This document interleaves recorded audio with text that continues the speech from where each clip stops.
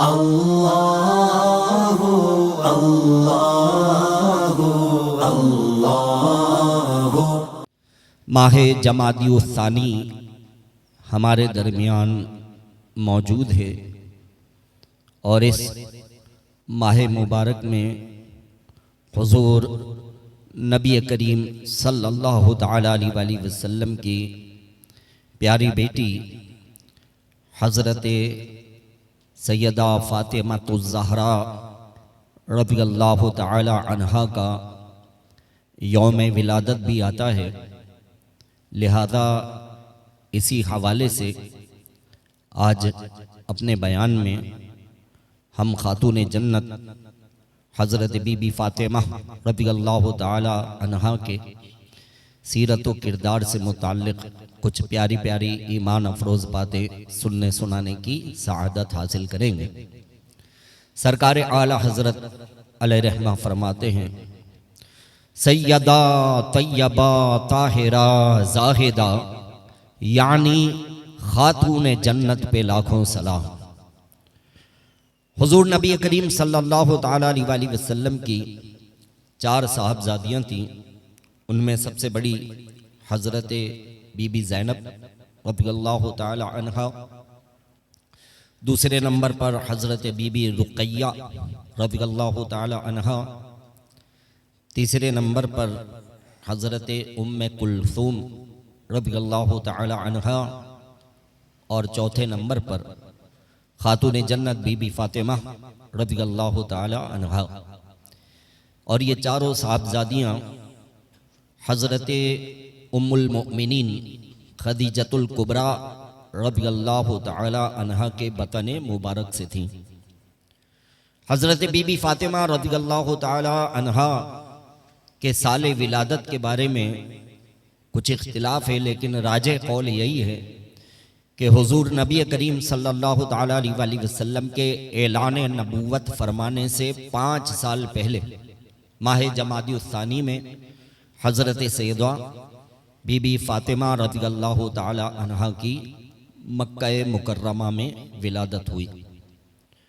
چونکہ آپ بیٹیوں میں سب سے چھوٹی تھیں، تو خود نبی کریم صلی اللہ تعالی علیہ وآلہ وسلم ان سے بہت زیادہ لاڈ اور پیار فرمایا کرتے تھے، اور ہمیشہ ان کو اپنے قریب رکھتے، اور حضرت بی بی فاطمہ رضی اللہ تعالی عنہا یہ خود بنفس نفیس نبی کریم صلی اللہ تعالی علیہ وآلہ وسلم سے بہت زیادہ محبت فرمایا کرتی تھیں۔ شعب ابی طالب میں جب کفار مکہ نے حضور نبی کریم صلی اللہ علیہ وآلہ وسلم اور آپ کے خاندان والوں کو محصور کیا، اس وقت حضرت بی بی فاطمہ رضی اللہ تعالی عنہا کی عمر مبارک 12 سال تھی، اور شعب ابی طالب میں جو کٹھن وقت ان نفوس قدسیہ نے گزارا، تو جناب بی بی فاطمہ رضی اللہ تعالی عنہا نے بھی بڑی صبر اور استقامت کے ساتھ اس مشکل وقت میں پیارے آقا صلی اللہ علیہ وآلہ وسلم کا ساتھ دیا۔ نبی کریم صلی اللہ تعالی علیہ وآلہ وسلم کی پہلی زوجہ محترمہ حضرت بی بی خدیجۃ الکبریٰ رضی اللہ تعالی عنہا کا مکہ مکرمہ میں ہی انتقال ہوا، اور مکہ مکرمہ کا جو مشہور قبرستان ہے جنت المعلا، وہاں حضرت بی بی خدیجۃ الکبریٰ رضی اللہ تعالی عنہا کی آخری آرام گاہ ہے، وہاں ان کا مزار مبارک ہے۔ حضرت بی بی خدیجۃ الکبریٰ رضی اللہ تعالی عنہا کے انتقال کے بعد پیارے آقا صلی اللہ تعالی علیہ وآلہ وسلم نے دوسرا نکاح فرمایا، وہ حضرت بی بی سودہ رضی اللہ تعالی عنہا سے تھا۔ تو جناب بی بی فاطمہ رضی اللہ تعالی عنہا بی بی سودہ رضی اللہ تعالی عنہا کے کفالت میں آئیں، اور حضرت بی بی سودہ رضی اللہ تعالی عنہا نے کبھی بھی بی بی فاطمہ رضی اللہ تعالی عنہا کو ماں کی کمی کا احساس نہیں ہونے دیا، اور یہ جو ام المؤمنین ہیں حضرت بی بی سودا رضی اللہ تعالی عنہا، یہ پیارے آقا صلی اللہ تعالی علیہ وآلہ وسلم کی اولاد سے بہت زیادہ محبت فرمایا کرتی تھیں، اور بی بی فاطمہ کا خاص طور پر بہت خیال رکھا کرتی تھیں۔ حضرت بی بی فاطمہ رضی اللہ تعالی عنہا جب پیارے آقا صلی اللہ علیہ وآلہ وسلم نے اعلان نبوت فرمایا، چھوٹی سی عمر تھی۔ عورتوں میں سب سے پہلے جو ایمان لانے والی ہیں وہ پیارے آقا صلی اللہ علیہ وآلہ وسلم کی زوجہ محترمہ حضرت خدیجۃ الکبریٰ رضی اللہ تعالی عنہا ہیں، اور اس کے بعد پیارے آقا صلی اللہ علیہ وآلہ وسلم کی تمام صاحبزادیوں نے بھی قبول اسلام فرمایا اور مقام صحابیت پر فائز ہوئی۔ مکہ مکرمہ میں جب کفار مکہ نبی کریم صلی اللہ تعالی علیہ وآلہ وسلم کو بہت زیادہ ستایا کرتے تھے اور ظلم و ستم کے پہاڑ توڑا کرتے تھے، تو جناب بی بی فاطمہ رضی اللہ تعالی عنہا پیارے آقا صلی اللہ تعالی علیہ وآلہ وسلم کی بہت زیادہ دلجوئی فرمایا کرتی تھیں اور نبی کریم صلی اللہ علیہ وآلہ وسلم کو ڈھارس دیا کرتی تھیں، اور خود کفار مکہ بھی نبی کریم صلی اللہ تعالی علیہ وآلہ وسلم کے اہل خانہ کے ساتھ کچھ اچھا سلوک نہیں کیا کرتے تھے۔ چھوٹی سی عمر تھی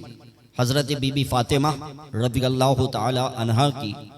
نبی کریم صلی اللہ تعالی علیہ وآلہ وسلم نے اعلان نبوت فرمایا تو سب سے زیادہ جو مکہ مکرمہ کے کفار میں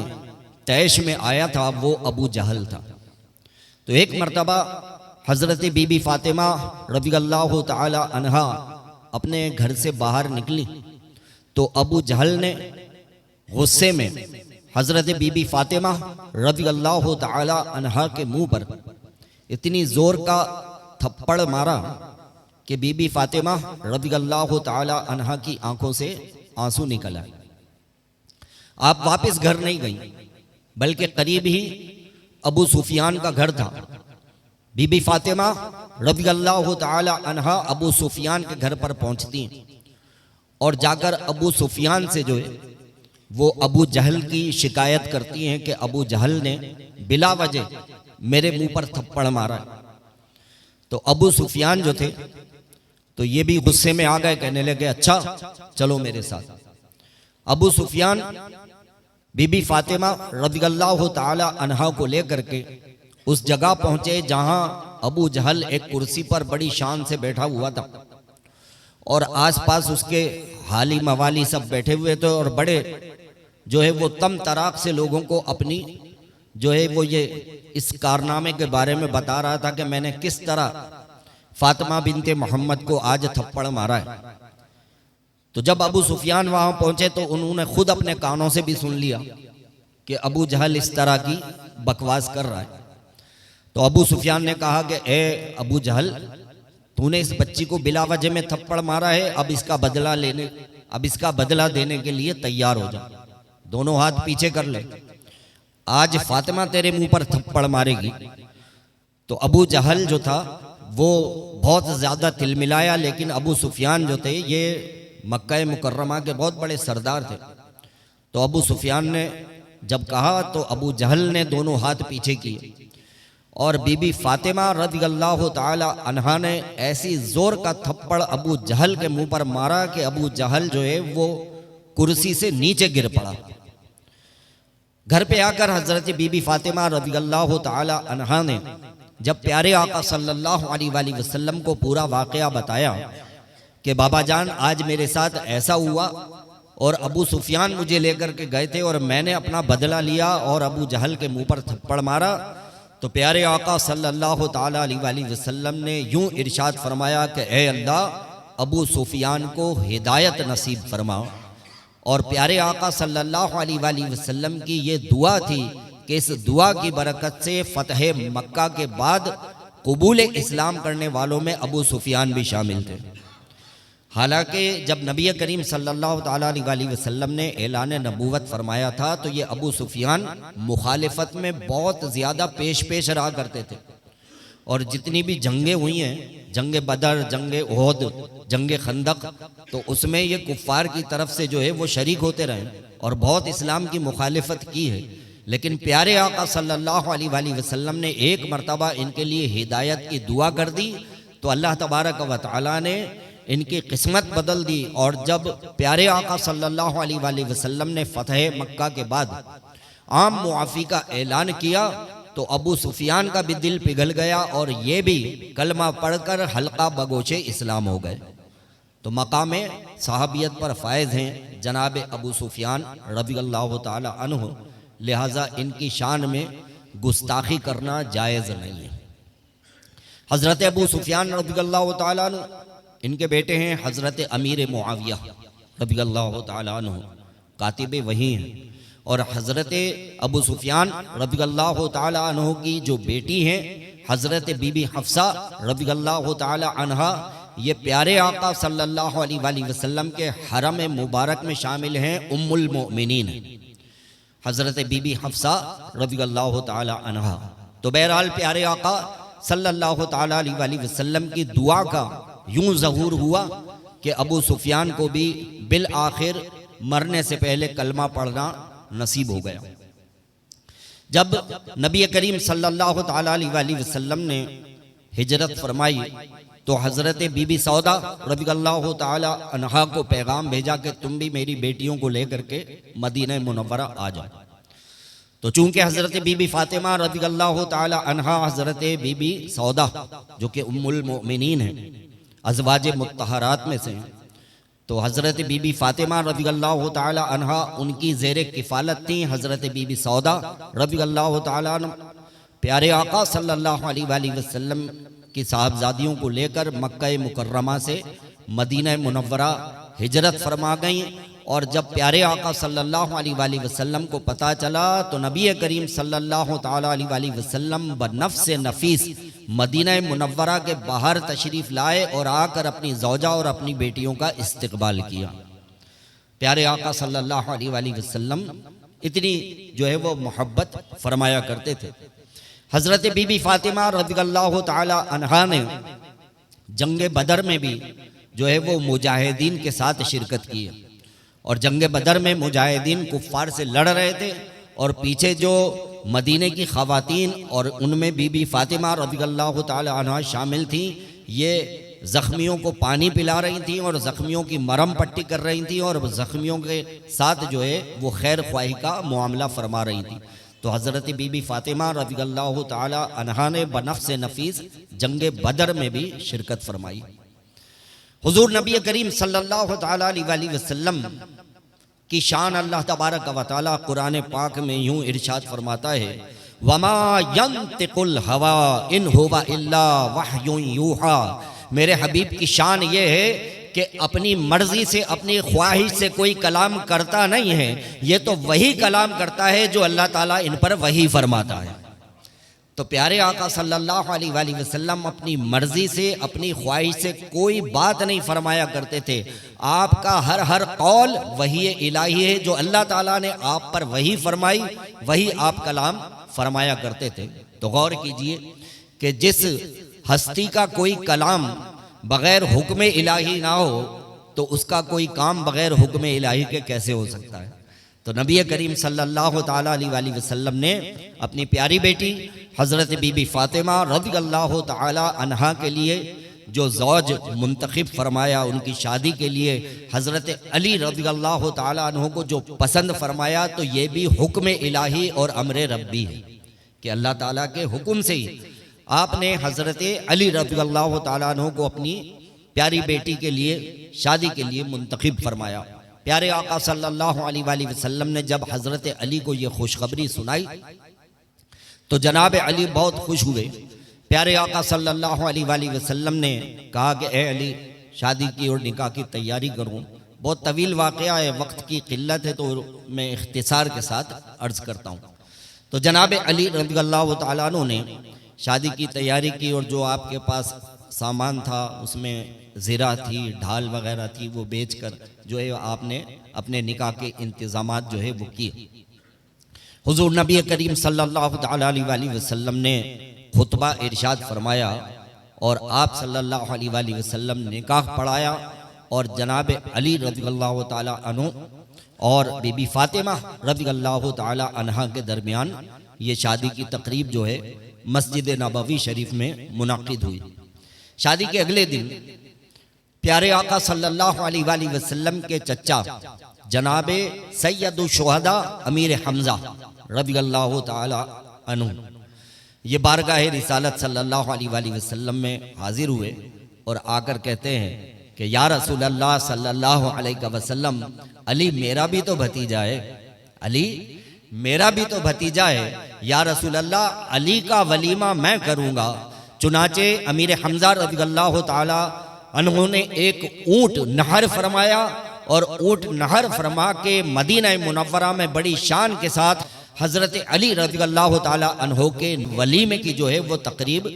منعقد فرمائی، اور حضرت علی کا جو ولیمہ ہوا ہے وہ جناب امیر حمزہ رضی اللہ تعالی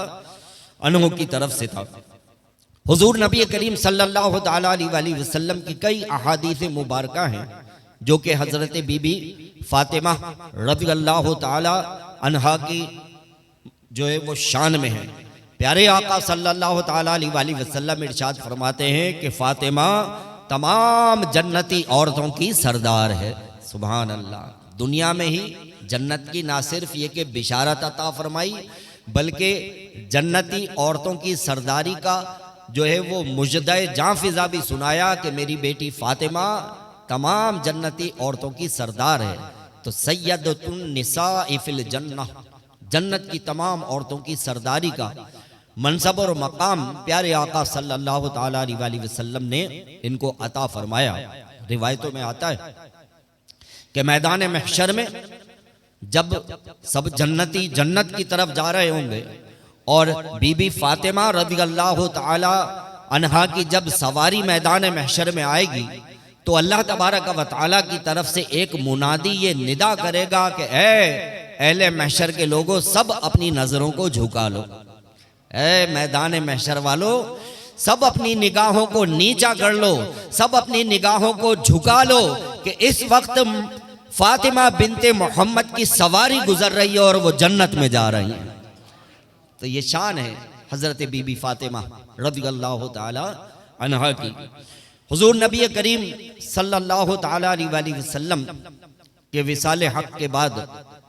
6 مہینے کے بعد ہی حضرت بی بی فاطمہ رضی اللہ تعالی عنہا نے جو ہے داعی اجل کو لبیک کہا اور آپ کا وصال ہوا، اور جنت البقیع میں حضرت بی بی فاطمہ رضی اللہ تعالی عنہا کو دفن کیا گیا۔ آپ کا مزار مبارک جنت البقیع میں ہے۔ سرکار اعلی حضرت علیہ رحمہ فرماتے ہیں سیدہ طیبہ